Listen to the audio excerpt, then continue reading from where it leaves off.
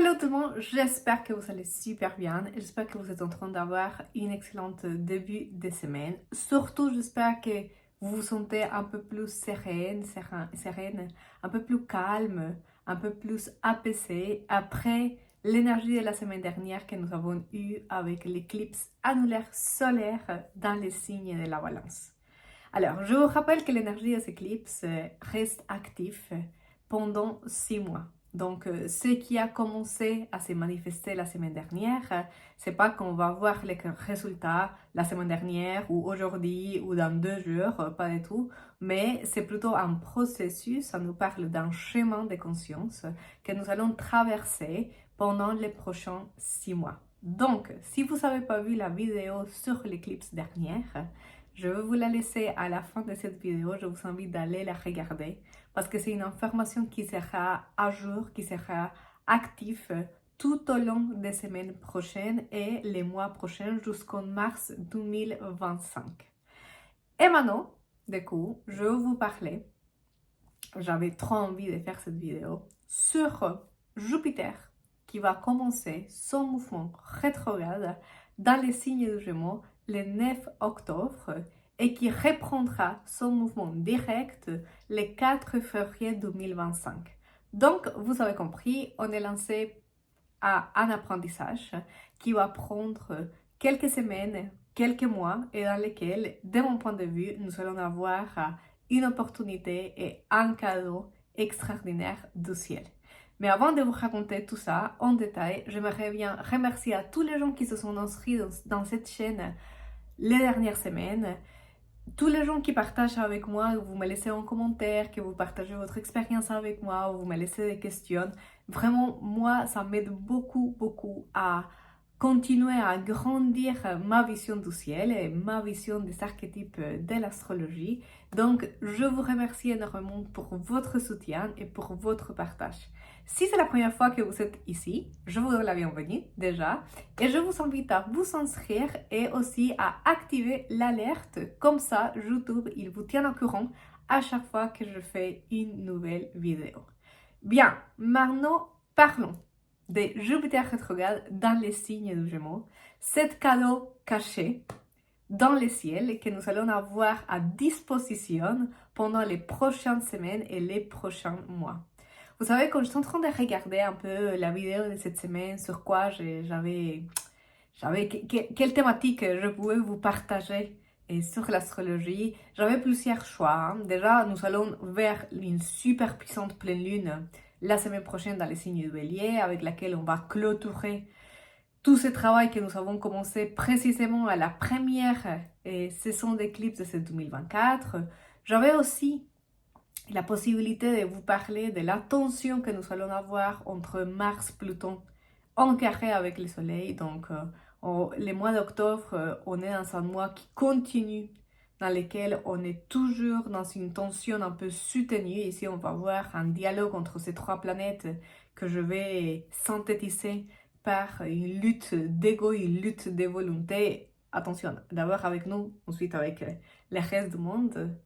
Mais en fait, je me suis décidée de vous parler de Jupiter parce que dans la vie et dans l'astrologie, quand on regarde le ciel, on a plus l'habitude, on a une tendance d'aller tout de suite regarder, aller fixer là où ça va pas, là où il y a une tension, là où il y a quelque chose de désagréable. Parce que dans notre nature humaine, je pense que c'est quelque chose que instinctivement tous les individus, tous les êtres humains ont fait. On va chercher à créer, à faire des choix et à construire une vie dans laquelle on évite ou on essaye d'éviter les douleurs ou les sensations désagréables. Chose qui est complètement naturelle dans notre façon de procéder. Mais, contradictoirement, paradoxalement, ça fait que du coup, on prête beaucoup d'attention à ces sons de tension, à ces sons de mal-être à notre vie. Ça suffit de regarder dans le monde, de regarder la façon comment on va gérer l'information, par exemple. Je vais profiter que Jupiter est en Gémeaux qui nous invite à faire beaucoup plus attention à notre consommation d'informations. Mais regardez si on va dans les plateformes, dans les réseaux sociaux, la quantité d'informations qui nous pointent vers ce qui ne va pas. par rapport, en ratio, on va dire en proportion, à une information qui pourrait nous aider à nous sentir plus en paix et plus en sérénité. Donc, je me suis dit, c'est intéressant de vous parler de cette énergie de Jupiter qui est là précisément comme un cadeau, comme une opportunité, comme une invitation à aller regarder l'opportunité dans le ciel, d'aller regarder ces outils ou cette énergie sur laquelle on va pouvoir s'appuyer, le temps de continuer à traverser les tensions que nous allons traverser, que j'ai envie de vous dire, les amis, il y aura toujours une tension de laquelle je pourrais parler dans le ciel. Parce que la vie est composée de ça, des tensions et de l'harmonie, de la friction et de la souplesse. Tu vois, on est dans ce jeu un peu de contraire dans l'existence, donc on va toujours trouver un peu de tout. Et je pense que c'est très important de voir, et surtout avec ce transit, de prêter attention, de prêter conscience aussi vers où je suis en train de diriger mon attention, parce que ça va beaucoup parler de notre expérience dans la vie. Bien, Jupiter, comme je vous disais, je vais rentrer dans les choses, les détails les plus concrets. Je ne vais pas vous parler de absolument tous les contacts que Jupiter il va faire pendant son processus de rétrogradation, parce que sinon, ça impliquerait de faire une vidéo de 1h, 1h30. Déjà, on va voir combien de temps je vais parler aujourd'hui sur ces aspects, parce que bon, c'est Jupiter, donc c'est l'expansion. Mais je vais vous donner quelques dates et je vais vous parler de quelques aspects ou communications, contacts pendant ce processus de rétrogradation. Il va commencer le 9 octobre. Donc, dans 2 jours, Jupiter va commencer ses mouvements de revenir sur ses pas dans le zodiaque. Les rétrogradations de Jupiter, on peut les comprendre comme les rétrogradations de n'importe quelle planète. Ce sont des moments dans lesquels nous sommes invités à travailler avec la fonction de cette planète, avec les symboles de cette planète, avec, imaginez les planètes comme des organes, imaginez les planètes comme des membres de votre cœur qui vous permettent de vous approcher à la vie, qui vous permet de rentrer en connexion avec la réalité, avec le monde qui vous entoure, avec les autres, avec vous-même.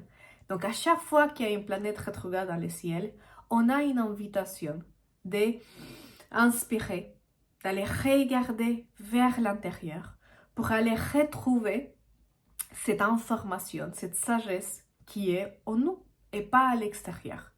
C'est pas parce que les expériences de la vie externe ne soient pas importantes. Tout est important, absolument tout peut être un moyen d'apprentissage. Tout peut être un véhicule d'apprentissage.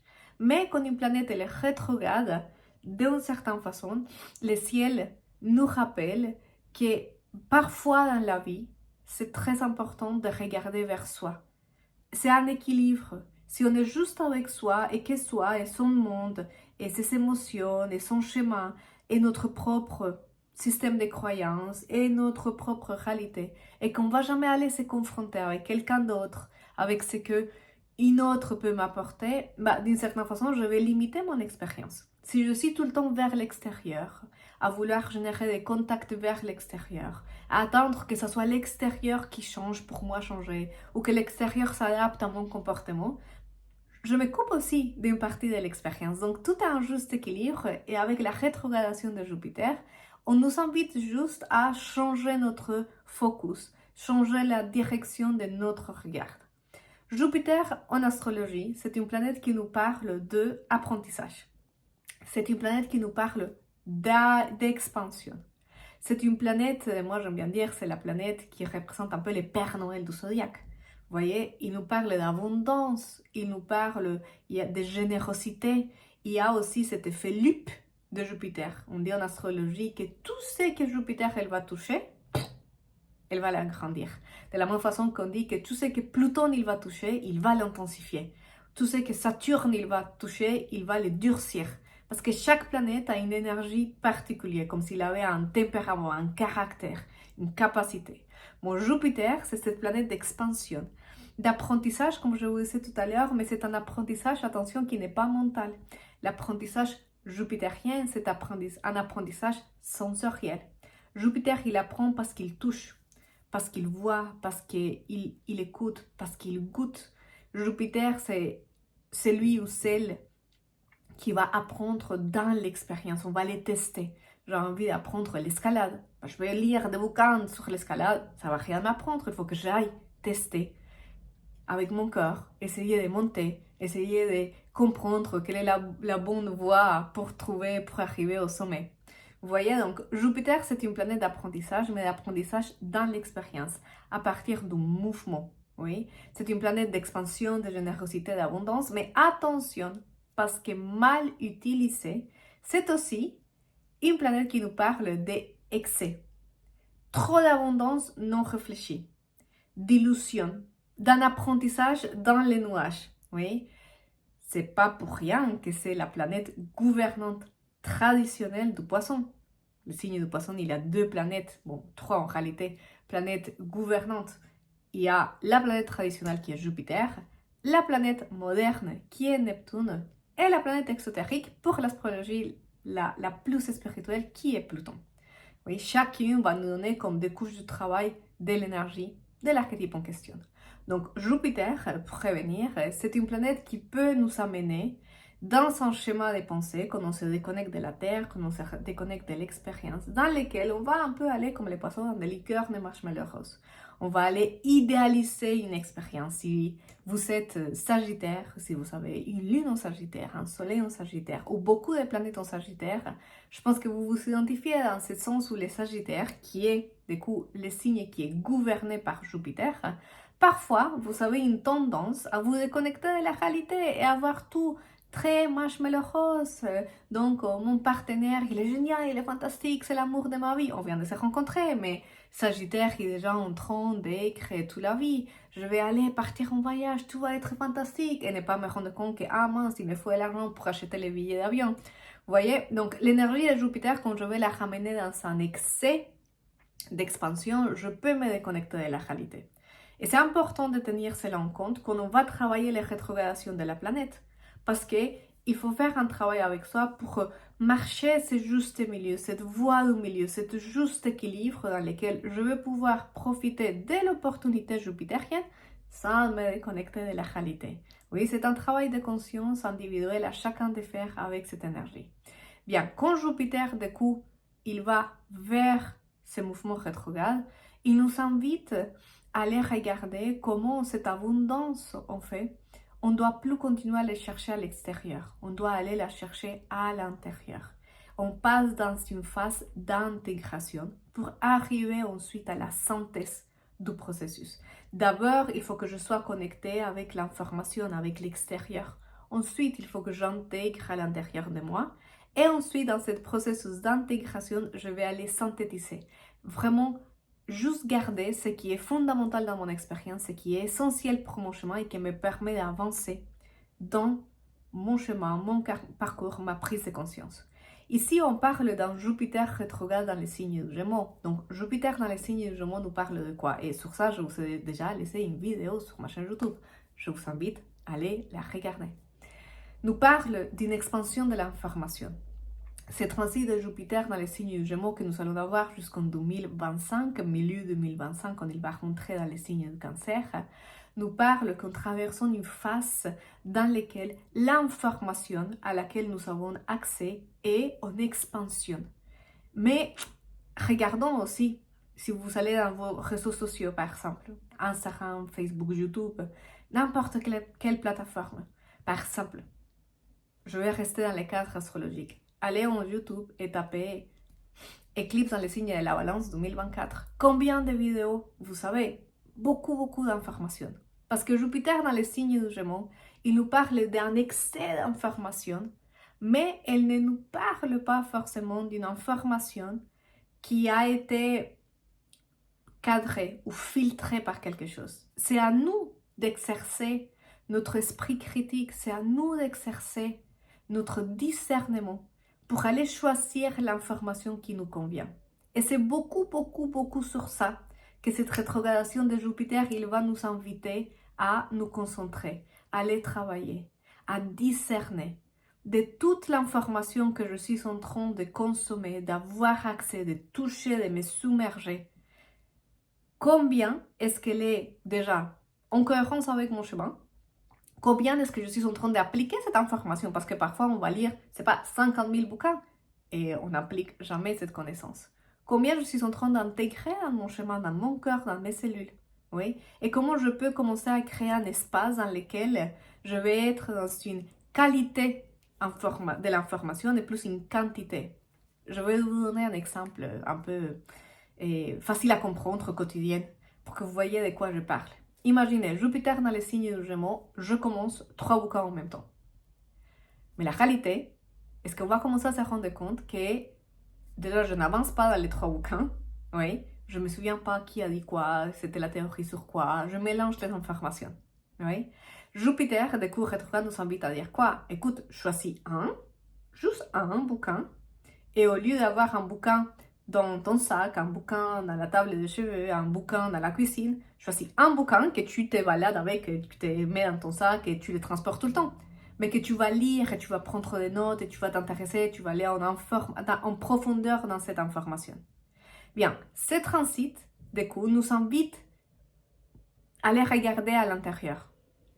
Nous invite à les discerner, nous invite à aller chercher une qualité de l'information beaucoup plus profonde, mais aussi à apprendre à voir et à discerner, à constater de toute cette information à laquelle j'ai accès, combien de cette information je peux mettre au service de mon chemin individuel, de mon autoconnaissance et de mon questionnement sur mes idées, ma communication, mes croyances, la façon comme je vais construire la réalité mentalement.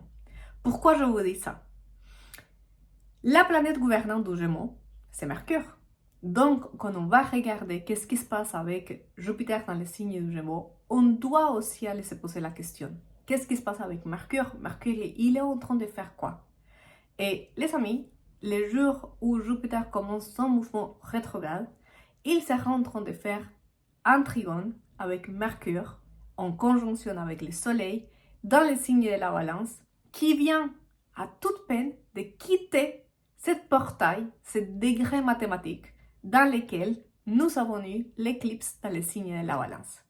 Alors, je vais un peu revenir sur cette éclipse pour que vous puissiez comprendre un peu l'histoire du ciel que j'essaye de vous raconter aujourd'hui et j'espère être clair.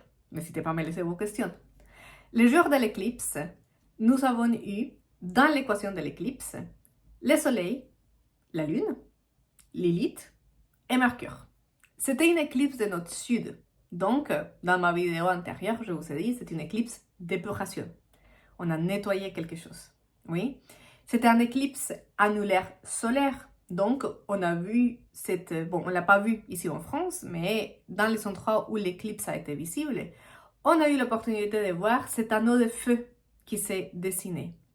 Symboliquement, en astrologie, on dit que les planètes qui sont dans les points mathématiques de l'éclipse, elles s'éclipsent.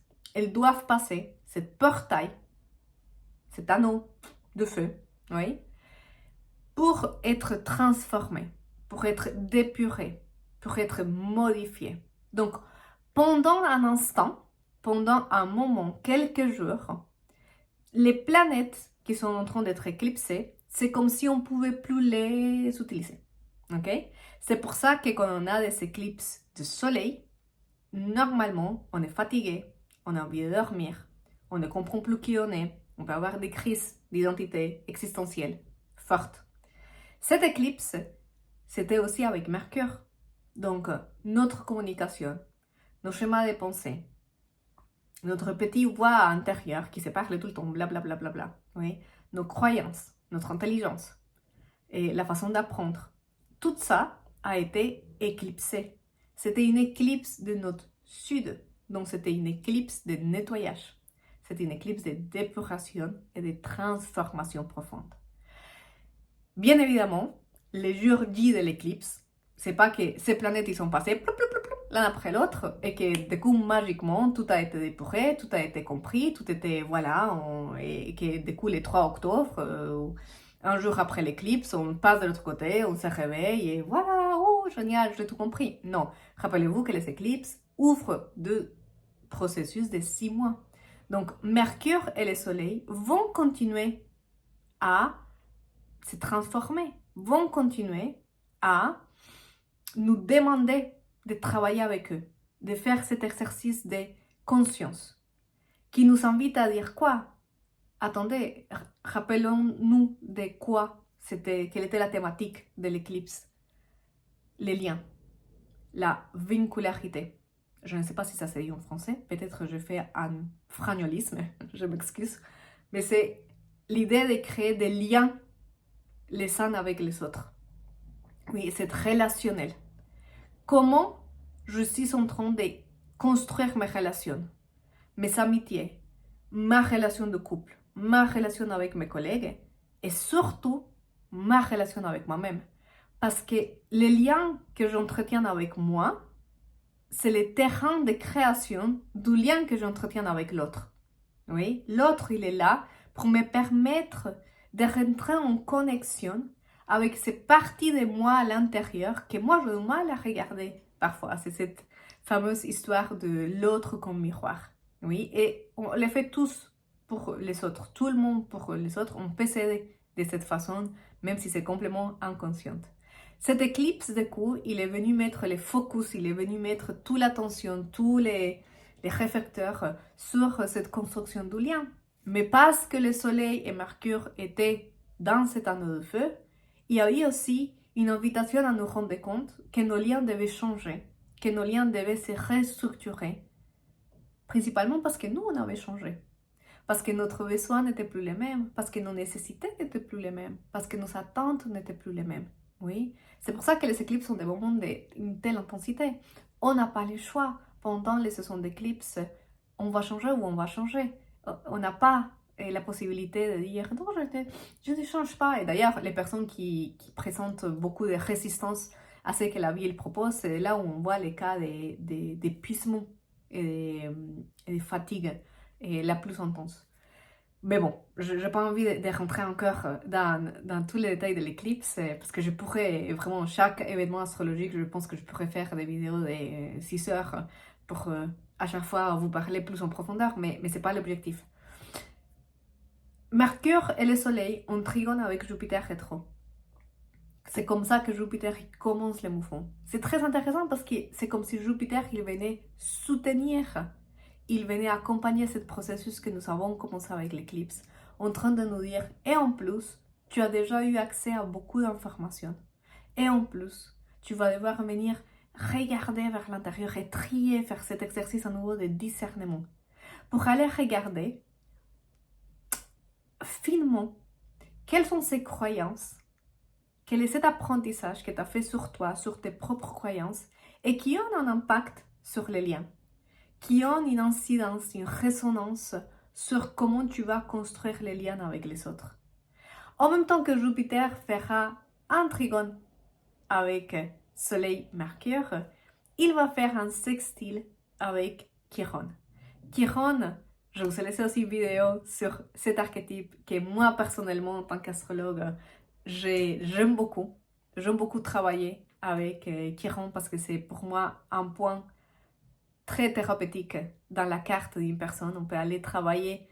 Chiron, c'est une zone où on a beaucoup de douleurs, mais on a aussi une capacité de guérison extraordinaire et une forme de maîtrise de soi, une capacité de connecter avec des dons très profonds qu'on vient, avec lesquels on les porte un peu de l'âme, tu vois, de cette partie la plus subtile de nous.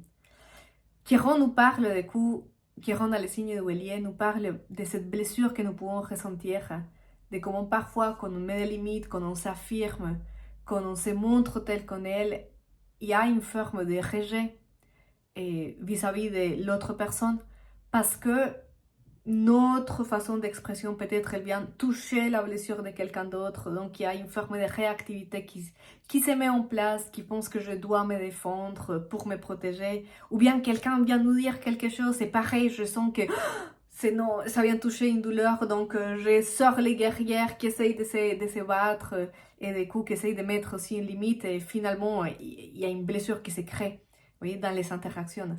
Donc c'est très, très intéressant parce que ce processus d'apprentissage sur soi commence aussi par nous permettre d'observer ce comportement réactif, nous permettre d'observer cette blessure en nous, avoir le courage, avoir la force de regarder notre vulnérabilité, notre partie la plus sensible, là où on a du mal à s'exposer, du mal à se montrer. Ça, c'est le signe de bélier, la douleur parfois qui implique être moi et comment j'arrive à apprendre un peu plus sur qui je suis et surtout, voilà, sur ce que j'attends dans mes liens et ce que j'aimerais bien construire et nourrir dans mes liens avec les autres.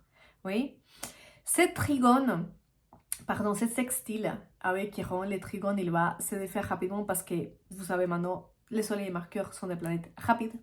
Mais le sextile avec Chiron va être là jusqu'au 17 décembre. Donc presque la moitié du processus de rétrogradation de Jupiter va se faire en compagnie de cette sextile avec Chiron. Ce qui nous parle d'un cycle dans le ciel qui est très très très thérapeutique. C'est-à-dire, on va vers des semaines qui vont nous permettre probablement de connecter avec une douleur très profonde, parce que Jupiter, rappelez-vous l'effet loupe, mais qui va nous permettre probablement de aussi comprendre la nature de cette douleur et comment je peux aller la englober, prendre soin d'elle. Oui, parce que chercher à l'éviter, c'est pas la solution. Chercher à éviter la douleur, et une partie de la vie humaine, c'est d'accepter qu'il y aura de la douleur et d'accepter que ça va pas être agréable de temps en temps. Mais que c'est notre choix et un apprentissage à comment je traverse cette douleur ou comment je apprends à marcher avec elle, apprendre à habiter avec elle, à l'intégrer et pour moi, l'entourer de beaucoup d'amour. Bien, au mois de novembre, du coup, à partir du 31 décembre, octobre, pardon, mais jusqu'au 8, donc après le premier jour de novembre, nous allons avoir l'opposition Vénus en Sagittaire en opposition avec le Soleil dans les signes de Gémeaux. C'est important pourquoi? Parce que même si Vénus n'a pas été dans l'éclipse, Vénus était déjà dans les signes du Scorpion, donc très intéressant parce que c'est la planète gouvernante de la Balance, donc ce qui nous montre aussi comment nos liens étaient en pleine transformation au moment de cette éclipse. Elle rentre dans les signes du Sagittaire et nous invite à trouver un nouveau sens aussi, et nous invite à nous rendre compte comment nous sommes en train d'intégrer ce processus d'apprentissage et si on est vraiment connecté dans notre plaisir, dans notre désir.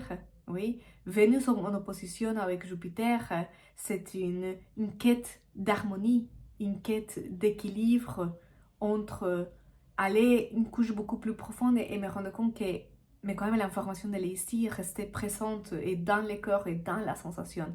C'est la complication de cet axe Sagittaire-Gémeaux. Il peut aller trop dans la pensée, il peut aller trop dans les idées et se connecter de sa présence dans le corps et dans la matière. Et à partir, et ça je trouve qu'elle est très intéressante, à partir du 10 novembre jusqu'au 21 décembre, donc quand même plus d'un mois, Jupiter sera en train de faire un trigone avec Lilith cette fois-ci. Lilith était une des protagonistes de l'éclipse. Lilith nous invitait à oser mettre la limite, à oser demander des liens, à oser tenter, rêver des relations et des liens beaucoup plus honnêtes, beaucoup plus cohérents et beaucoup plus en harmonie avec qui on est.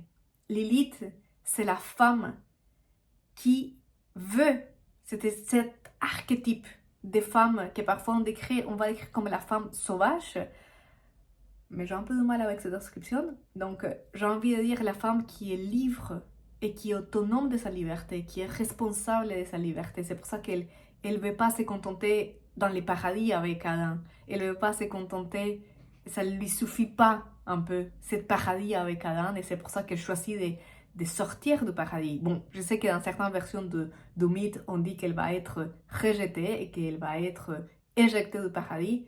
Moi, je ne suis pas d'accord avec ça. Étant l'archétype de Lilith, je serais plutôt pour croire que c'est elle-même qui choisit de partir.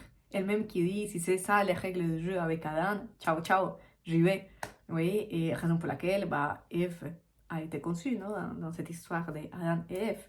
Mais bon, Lilith, qui a été une protagoniste pendant l'éclipse, qui fait aussi un trigone avec Jupiter, comme pour continuer encore à intégrer cette notion de cohérence et cette notion de liberté. Parce que la première étape pour aller dans cette liberté, c'est dans la pensée, c'est dans l'idée. Je ne peux pas passer dans l'action pour établir un lien dans lequel je sois libre si je ne me permets pas avant de croire que ce lien est possible, qu'on a la capacité de reconstruire notre interaction. Donc c'est très intéressant parce que ça vient, les trigones, et toujours quand vous regardez des trigones dans le ciel, que ce sont ces lignes bleues longues, si vous ne connaissez pas trop d'astrologie, cherchez les lignes bleues et longues dans les cartes, c'est toujours des aspects de communication qui apportent une stabilité, un soutien à un processus. Un peu comme ce Jupiter qui dit « je suis là en train de soutenir ». Et autant plus intéressant que du coup, il aura une opposition avec Chiron. Donc on va avoir cet astéroïde qui n'est pas évident à intégrer, avec ses points mathématiques qui n'est pas évident à intégrer non plus, en opposition. Il y a une quête d'équilibre, toujours dans nos liens. Mais cette fois-ci, on va les travailler d'une façon beaucoup plus profonde. Donc, de là, cette invitation de Jupiter d'aller regarder vers l'intérieur. Bien, et à partir du 14 novembre, commence pour moi une des périodes les plus intéressantes de ce transit, qui est l'entrée du Mercure dans les signes de Sagittaire. Donc, très intéressant déjà pour différentes raisons. La première est la plus évidente. Mercure, c'est la planète du Gémeaux, pardon. Jupiter, c'est la planète du Sagittaire. Donc, je vais les savoir en opposition, c'est-à-dire qu'ils vont discuter l'un avec l'autre dans les signes contraires. Ils vont être chacun chez l'autre. Oui? Ce qui va faire une activation de cet axe. Ce qui nous parle d'un processus d'apprentissage très profond. Oui? Mais Mercure dans les signes du Sagittaire, c'est la quête du sens. C'est la connaissance qui, ça m'aide plus si c'est purement intellectuel, si c'est la petite tête de Mercure intellectuelle et factuelle. Non. Mercure dans les signes du Sagittaire a besoin de trouver un sens profond et spirituel à cette information. À quoi ça sert toute cette remise en question? À quoi ça sert tout ce travail personnel? Si à la fin, je ne peux pas connecter avec mon cœur, avec mon âme, avec Dieu, utilisez les mots qui vous conviennent le plus selon votre système de croyances. Mais à quoi ça sert si je ne peux pas aller au-delà de cette expérience individuelle pour connecter avec quelque chose de beaucoup plus subtil? Et c'est très intéressant parce qu'on va voir cette opposition. Et en plus, les amis, on va finir cette année, pas tout à fait à la fin cette année comme l'année dernière, mais fin novembre, début décembre, avec Mercure rétrograde dans les signes du Sagittaire.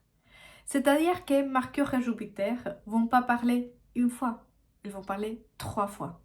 Une fois, Mercure sera direct, premier contact. Deuxième fois, Mercure sera rétrograde, deuxième contact, les deux rétro. Donc, un transit d'une profondeur et d'une introspection incroyable.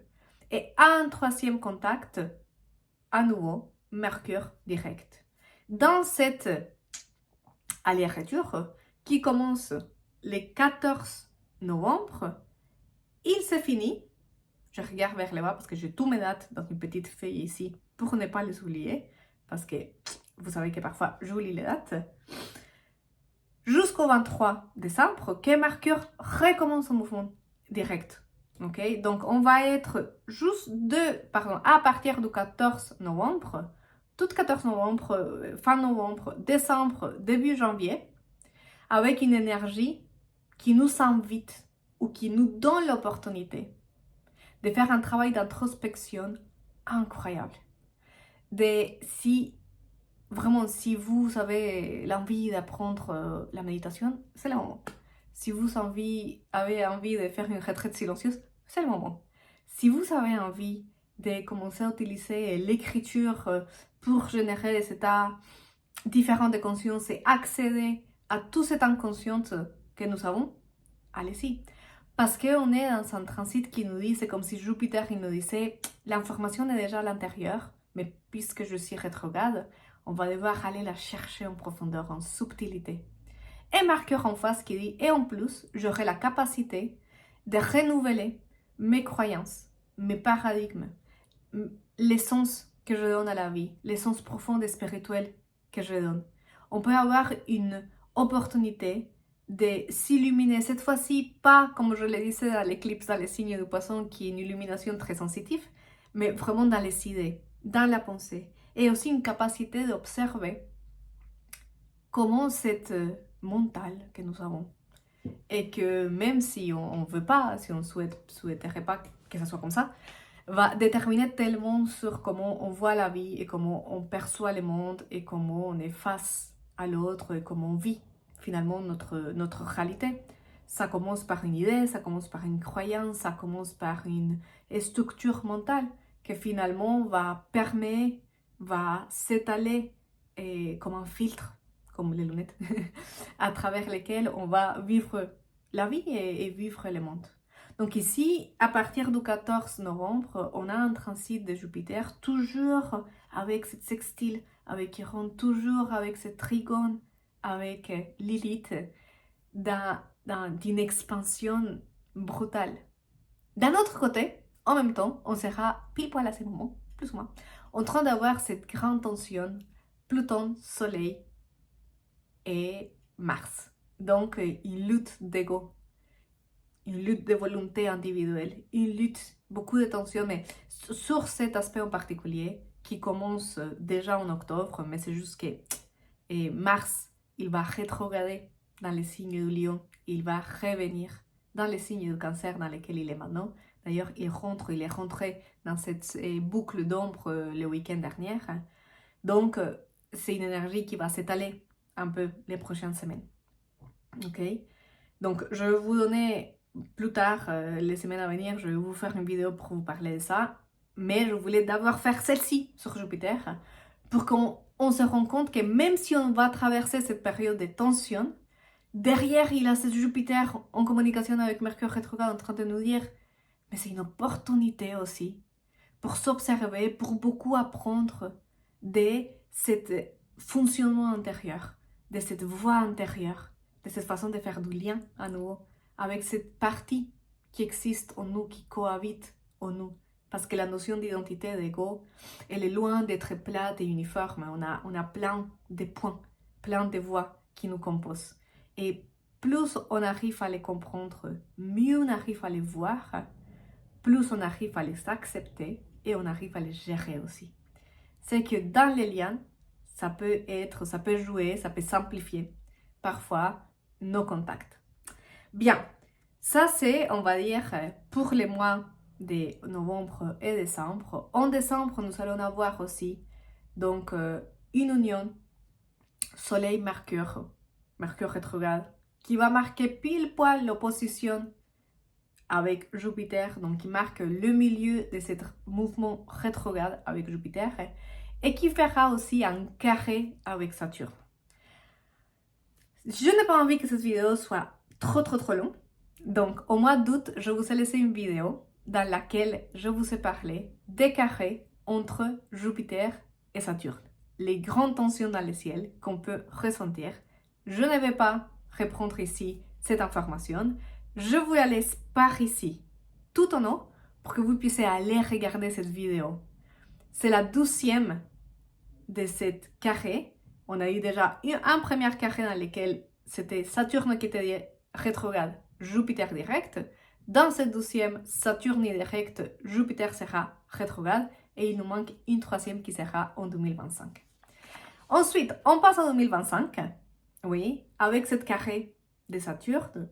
Mais surtout, ce que je trouve très intéressant, parce qu'en 2025, on va avoir un changement énergétique. Donc, en janvier, nous allons avoir l'entrée de notre Nord dans les signes du Poisson. L'axe Poisson et Vierge va commencer à bosser, vraiment. Donc, si vous avez des planètes dans les signes du Poisson ou de la Vierge, il faut qu'on se prépare. Je m'inclus dans l'équation. Mais ce qui est très intéressant, c'est que tous les mois de janvier, on aura les carrés avec Saturne et qu'on arrive du coup à cette 4 février 2025 quand Jupiter reprend son mouvement direct et, surprise, il reprend les mouvements directs en train de faire un trigone avec le Soleil et Mercure. Rappelez-vous, tous les mouvements ont commencé avec un trigone Soleil, Mercure dans le signe de la Balance. On va le finir avec un trigone, Soleil, Mercure, cette fois-ci dans le signe du Verseau. Même signe dans lequel Pluton y sera, déjà, il va rentrer dans les semaines à venir. Moment où je enregistre cette vidéo, le 12 octobre, donc samedi prochain, Pluton commence son mouvement direct dans le degré 29 du Capricorne. Il va finir ce qu'il avait à finir dans ce signe du Capricorne. Si vous avez beaucoup de planètes en Capricorne, si votre Soleil est en Capricorne, votre ascendant est en Capricorne, votre Lune est en Capricorne, toutes mes félicitations, vous êtes en train de vous diplômer d'un master de transformation super intense qui est tout ce passage de Pluton dans ce signe. Et là, on va vers le Verseau. On va aller travailler l'air, on va aller travailler la pensée, on va aller travailler les idées. Et on finit cette rétrogradation de Jupiter avec ces connexions du Soleil et de Mercure. Comme si ces deux planètes nous posaient la question suivante. Tu te rappelles l'éclipse? Comment tu te voyais toi-même? Comment tu interagis avec les autres? Et maintenant, est-ce que ça a changé? Est-ce que c'est nouveau? Est-ce que c'est différent? Est-ce que tu te donnes l'opportunité de te voir libre, authentique, autonome? Est-ce que tu te vois l'opportunité de te voir complètement changer? C'est comme si ici, et c'est pour ça que j'avais envie de vous faire cette vidéo, on a cette rétrogradation de Jupiter qui vient soutenir un processus d'un changement intérieur super important qui peut nous aider avec toute la météo que nous allons traverser en 2025. Parce que quand les nodes vont rentrer dans les signes du Poisson et dans les signes de la Vierge, l'invitation sera à commencer à reconnaître qu'on est tous unis, qu'on fait tous partie d'un ensemble. On revient dans cet état d'unité. On va passer du Bélier et de tout ce travail d'auto-affirmation, de tout ce travail de moi, ça c'est mes limites, ça c'est ma personnalité, ça c'est mon besoin, ça c'est moi. Oui, c'est le Bélier. Et au Poisson, maintenant que je me suis retrouvée en tant qu'individu, je peux m'abandonner complètement dans la conscience d'unité, dans la conscience de confiance dans l'univers. Et Jupiter étant la planète gouvernante du Poisson traditionnelle, tout ce qui arrive avec elle, c'est un soutien, c'est un support, c'est un facilitateur de ce processus. Donc, si on profite de cette rétrogradation, et c'est pour ça que c'est une belle opportunité, moi, la façon comme je le sens, c'est de me dire, waouh, on peut tellement apprendre sur nous pour arriver à cette énergie qui va nous demander ou nous inviter à traverser un challenge différent, oui, parce qu'il va nous amener vers une dissolution, mais que pour moi, va aussi nous demander d'ouvrir beaucoup notre conscience et notre compréhension sur ce qui veut dire être un individu qui fait partie d'un grand tout. Qu'est-ce que ça veut dire ça? Qu'est-ce que ça veut dire d'être en union avec Dieu? Qu'est-ce que ça veut dire d'être en cohérence avec l'amour inconditionnel? Oui. C'est des questions que je laisse ouvertes parce que ça sera les réflexions qu'on va commencer à aborder et qui vont nous demander d'abord une déconstruction de notre pensée, une analyse, une réflexion de nos schémas narratifs. Et déjà, toute cette rétrogradation de Jupiter prépare le terrain. C'est la raison pour laquelle je voulais vous faire cette vidéo, vraiment pour vous partager cette énergie qu'on commence à traverser déjà cette semaine, pour que vous alliez en profiter, noter les dates, noter les aspects. Si vous avez la possibilité d'aller regarder dans votre carte natale, dans quel secteur est-ce que va se faire cette rétrogradation, ça vient un peu complémenter votre processus individuel. On est dans un moment dans lequel on est invité à apprendre, mais c'est plus apprendre à l'extérieur. C'est maintenant venir faire cette phase du chemin, comme je vous disais tout à l'heure, d'intégrer, d'apprendre par nous-mêmes, d'aller ressentir, d'aller explorer pour nous s'ouvrir à un changement de perception interne qui puisse se voir reflété dans la perception du monde qui nous entoure. Donc voilà, cette vidéo est beaucoup plus longue que les autres. Je pense que c'est les doubles, c'est la vidéo, je crois, la plus longue que j'ai fait dans cette chaîne. j'ai envie de vous dire en honneur à Jupiter que tout ce qu'il touche, il va aller faire d'expansion ou faire un effet loop.